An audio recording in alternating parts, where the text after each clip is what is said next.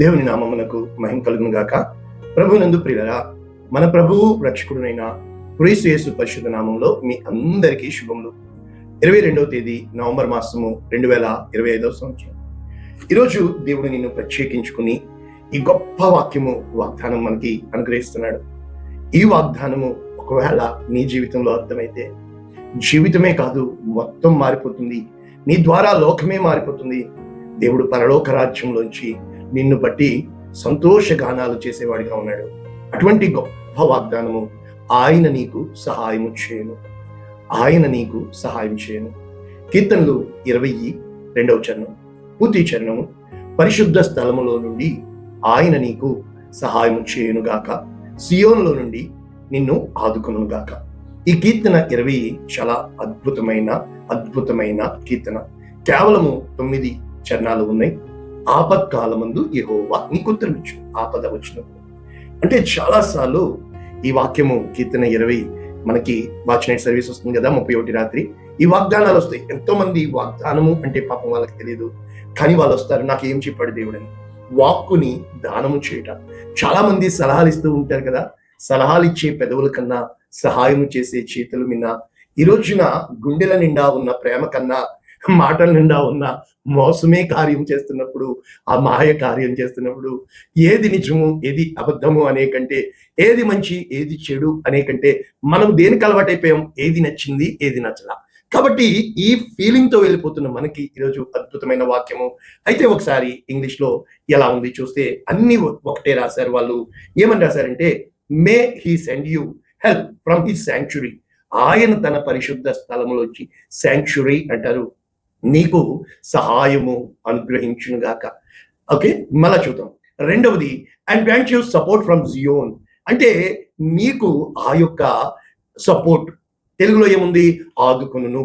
అంటే ఆదుకొనుట అనే కంటే, ఇప్పుడు ఒక్కసారి నడవలేకపోతున్నావు, అప్పుడు ఏం చేస్తారు, భుజాల మీద ఎత్తుకుని నీకు, లేకపోతే కుంటుతున్నావు, తన భుజము మీద ఒక చెయ్యి వేసుకుని, ఇంకా చెప్పాలి అంటే ఇక నీ వల్ల కాదు, అప్పుడు నిన్ను తన రెక్కల చాటును కప్పి నీకు కాపాడేవాడు, కునుకడు నిద్రపోడు అని. ఎందుకని అర్థం చేసుకోవట్లేదు? ఆ కీర్తన 121 కూడా అంతా ఈ వర్డ్, ఈ రూట్ వర్డ్ వచ్చి ఎజెర్, ఎల్ ఎజెర్, సహాయపు చేసేవాడు. ఎలియాజర్, ఎల్ అంటే దేవుడు, అజరుద్దీన్, కనుక వీళ్ళు ఆ విధంగా అజర్ అంటారు, మనము ఎజెర్ అంటాము.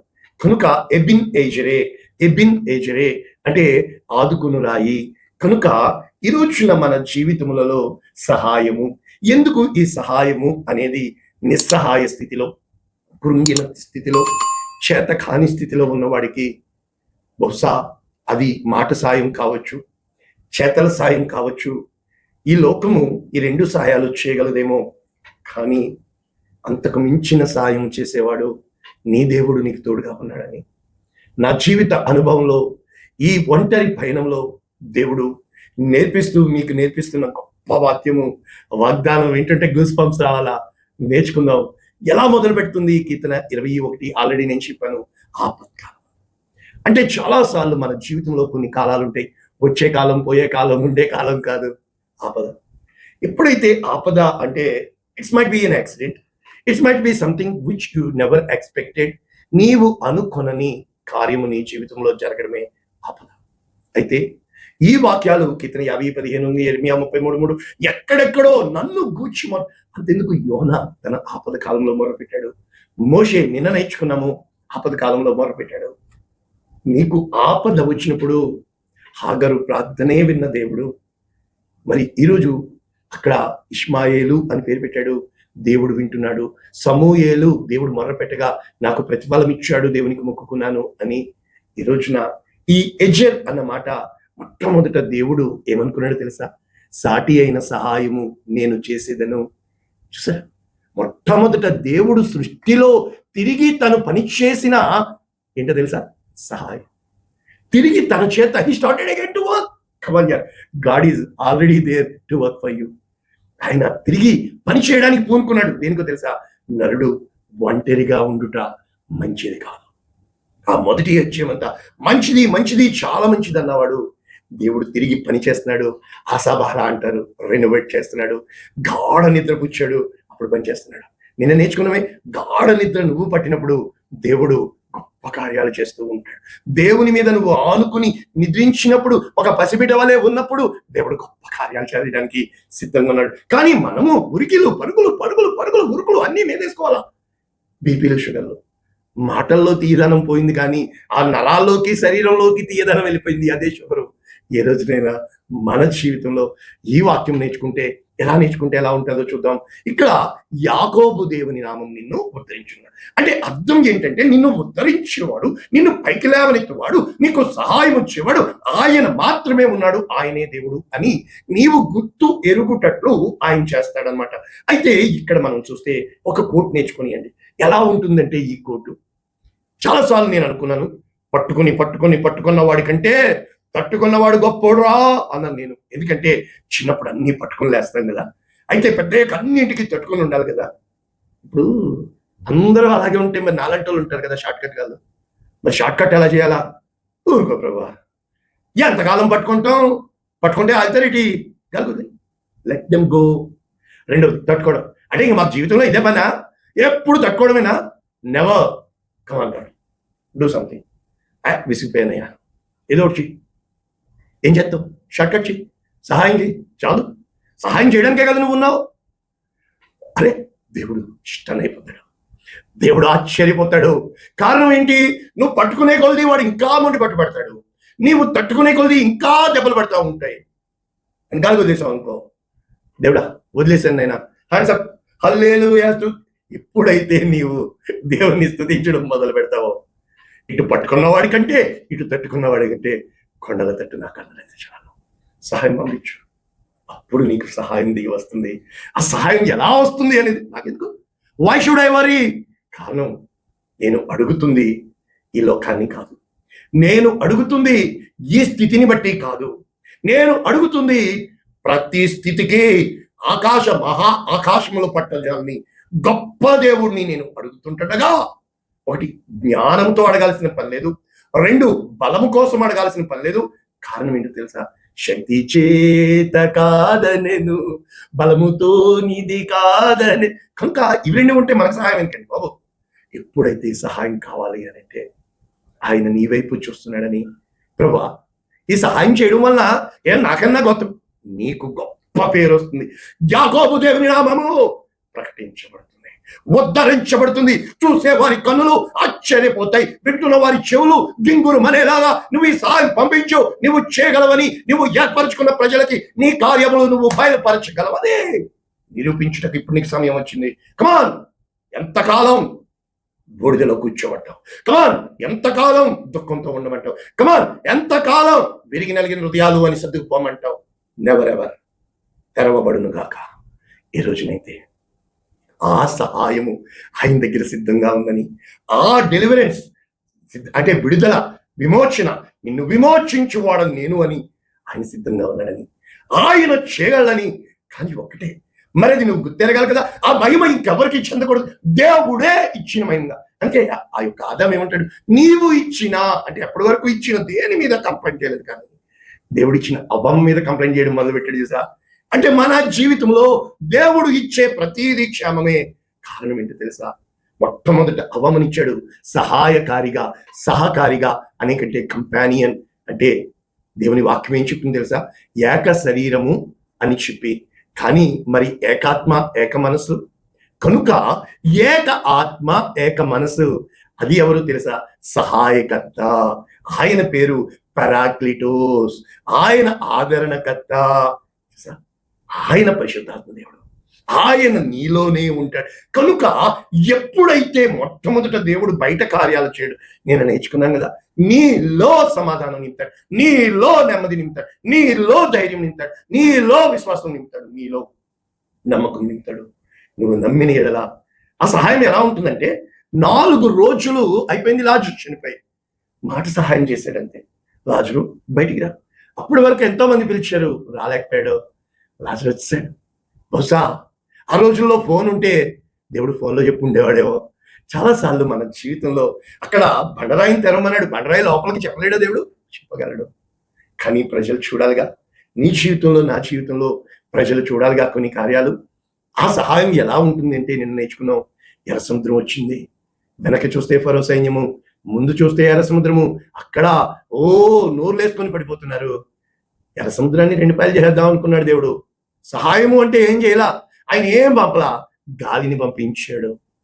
అక్కడ మాట సాయం చేశాడు, ఇక్కడ గాలి సాయం చేశాడు. గాలి వచ్చింది, జలాల్ని చీల్చేసింది, 2 పాయలు అయిపోయినాయి. ఎంత గొప్ప దేవుడు అండి. నీకు సహాయానికి ఏం పంపుతాడు అనుకున్నావు? ఒక సాలి పురుగును పంపలేదా దేవుడు? ఎంత అద్భుతాలు చేసేయడానికి. నీ సహాయం కోసమున దేవుడు ఆ రోజు అనుకున్నాడు, వీళ్ళందరికీ అన్నం పెట్టాలా. సరే, ఎంత సహాయం చేస్తారా? 5 రొట్లు 2 చేపలు చాలు. ఎంత? 5 రొట్లు 2 చేపలు.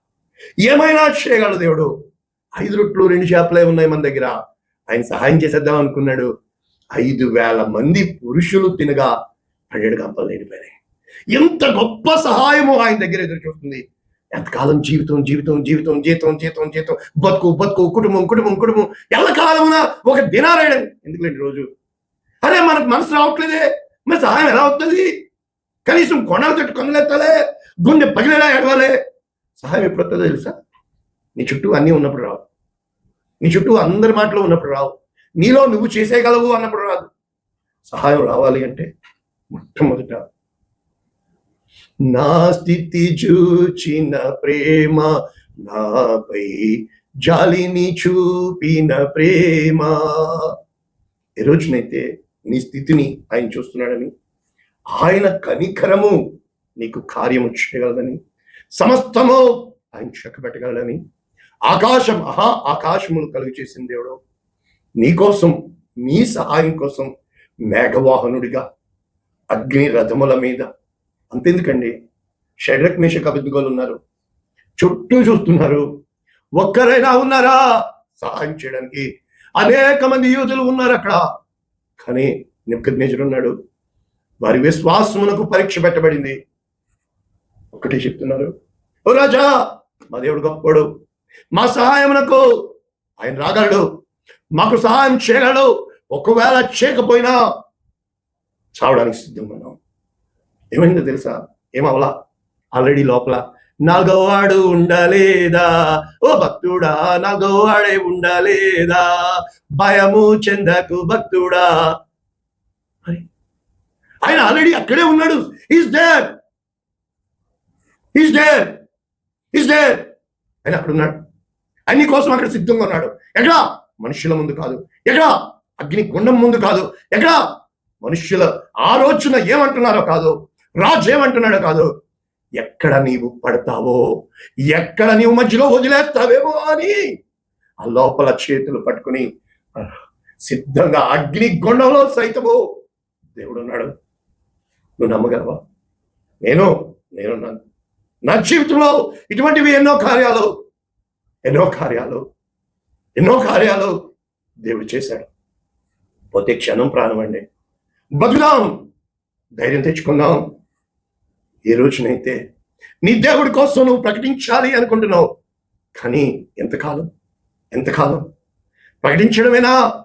వింటున్న వాళ్ళకి దేవుని శక్తిని చూపాలని, దేవుని మహిమను చూపించాలని, దేవుడు గొప్పవాడని రుజువులు కావాలి అంటున్న సైన్స్ అంటున్న ఈ కాలంలో సైతం నీలాంటి దేవుడు దొరకడం ఎంత గొప్ప భాగ్యం. ఎందుకు నమ్మలేకపోతున్నావు? ఎందుకని? నీ సహాయానికి ఎవరు రాలేదు కదా. అసలు మొత్తం పరిశుద్ధ గ్రంథంలో మధ్య వచనమే నరుల సహాయం కంటే, రాజుల సహాయము కంటే దేవుడు సహాయం చేసేవాడే దేవుడు. ఎల్ తాజర్ ఆయన సహాయకుడు. ఆయన ఏమంటున్నాడు? నేను నీకు తోడై ఉన్నాను, నీకు సహాయం చేయవాడని నేనే.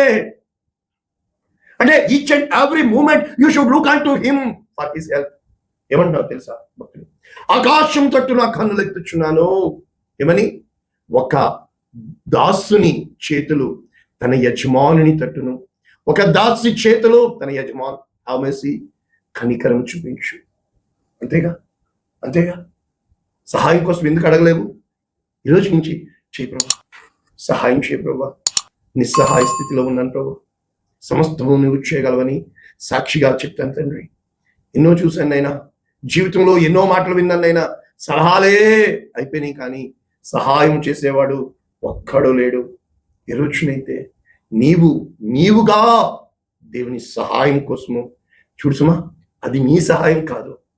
దేవుడు నీ చుట్టూ ఉన్నవారు నిన్ను లక్ష్య పెడుతున్నారని, దేవుడు తాను సహాయము చేసే కార్యాలు ఎలా ఉంటాయో ప్రజలకి రుచి చూపించాలని, ఆ సహాయము ద్వారా దేవుడు ఎగ్జాంపుల్కి హాగరు వెళ్ళిపోయింది, నీళ్ళు ఏం చేయాలో తెలియదు, బిడ్డనాడు చంపేయడానికి, చావు నేను చూడలేను అనింది. ఏం చేశాడో తెలుసా? దేవుడు ఏం చేయాల, అక్కడ సిద్ధంగా ఉంచాడు బయేల్ హాయిరోయి. ఇప్పటి వరకు అది మక్కా వాటిలో అక్కడ సిద్ధంగా ఉంది జీవ జలముల ఊట, ఆ ఎడారిలో సిద్ధంగా ఉంది. జీవ జల నది సిద్ధంగా ఉంది.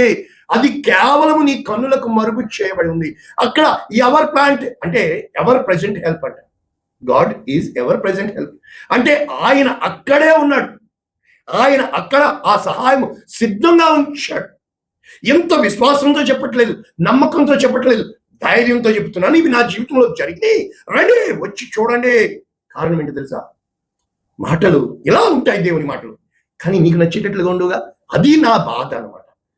అక్కడికి వెళ్తే నా చుట్టూ ఉన్న వాళ్ళు ఏం చెప్తారో చెప్పాను నేను. మళ్ళా వెళ్ళాము ఆయన మాట్లాడడానికి, ఇదేనా అన్నట్టు నువ్వు నన్ను మళ్ళా మనుషుల్లోకి లాగుతున్నావు. ఎంత జరిగి వెల చెల్లించాక వాళ్ళు వచ్చింది దేవుని దగ్గరికి, అగ్ని బగ బగ బగ బగ మండలో దేవుని దగ్గరికి వచ్చావంటే నీలో ఉన్నా ఈ లోకం పోవాలా, నీలో ఉన్నా అహం పోవాలా, నీలో ఉన్నా then why have you come back? ఈ అగ్ని దగ్గరికి ఎందుకు వచ్చావు? ఎలా ఏ రోజునైతే అంటే నీవు ఆ పర్వతముగా, ఆ అగ్నిగా, ఆ దేవుని కోసం మండే జ్వాలగా నీవు ఎంచుకున్న మార్గంలో నిలబడేవాడిగా ఉండాలా. అప్పుడు మనుషులు నీళ్లు కుమ్మరిస్తూ ఉంటారు, కానీ నీలో పరిశుద్ధాత్మ దేవుడు అగ్ని బగబగ మండడానికి ఆజ్యం నూనె పోస్తూ ఉంటాడు. తర్వాత ఆయన గాలి ఇలా అనమాట. అంటే ఎప్పుడూ కూడా నీవు నిలబడకుండా ఎంతగా లోకాన్ని చెప్తారంటే, ఈ చెప్తాం ఏంటంటే వింటాం, మౌనం అంటాం, గాలి వదిలేస్తాం. అయ్యుదే ఒకటే, ఆ రోజు నువ్వేమయ్యావు? నువ్వు అలాగే చేసావుగా, మరి ఈరోజు ఎందుకు నాకు సలహా చెప్తున్నావు? ఏ రోజునైతే నీవు ఎంచుకున్న మార్గము, నీవు వెళ్తున్న మార్గము, కృంగిపోతున్న మార్గం, ఒక్క మాట యోగు అంతా అయిపోయి సమస్తం పోయింది, ఇది అబద్ధం కాదు, దేవుడు తిరిగి ఇవ్వగలరు అనుకున్నాకైతే ఈమని చెప్పాడు. దేవుడు నీకు తిరిగి ఇవ్వగలడు, నేను చేయగలడు, నాకు చేశాడు. ఎంతకాలం నమ్మలేకుండా ఉంటావు? ఎంతకాలం నీ మనసుకి నచ్చే వాక్యాలు అంటావు? ఈరోజు నీకు ఈ వాక్యం నచ్చింది అన్నది నాకు అనవసరం. ఈ వాక్యం దేవుని శక్తి కలిగిన వాక్యం. సబ్స్క్రైబ్ చేయండి, లైక్ కొట్టండి, అనేక మందికి పంపించండి, వీలైతే కానుక కూడా పంపించండి, వెతకండి, అక్కడ నెంబర్లు ఉంటాయి. దేవుడు దీవించును గాక. పరిశుద్ధుడా, ప్రేమ కలిగిందండి, కృప కలిగిన దేవా, వాక్యం నేర్పించయ్యా, సాక్ష్యం చెప్పడం నేర్పించయ్యా. నా దేవుడు నాకు ఇలా సహాయం చేశాడు అనే ధైర్యాన్ని నింపయా, నీ కృపతో నింపయా, నీ కనికరంతో నింపయా, వీళ్ళకి తెలియపరిచయ్యా నువ్వు దేవుడు అని యేసు నామమున దీవిస్తున్నాం తండ్రి. Amen. God bless you all. దేవుడు మిమ్మల్ని దీవించును.